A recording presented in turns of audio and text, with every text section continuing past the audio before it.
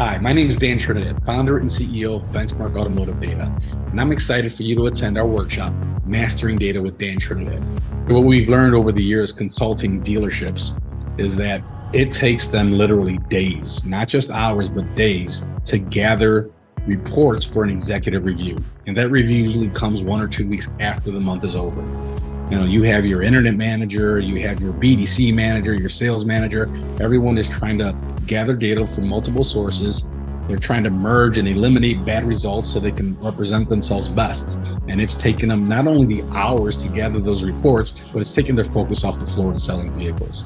So what we do is we're going to show them how we aggregate all that data and bring it into our dashboard on a daily basis. We filter it, we cleanse it for accuracy, and we're going to give them all that time back so they can actually review these reports with confidence and make business decisions. But they don't have to wait till the end of the month. They can do that on a daily basis.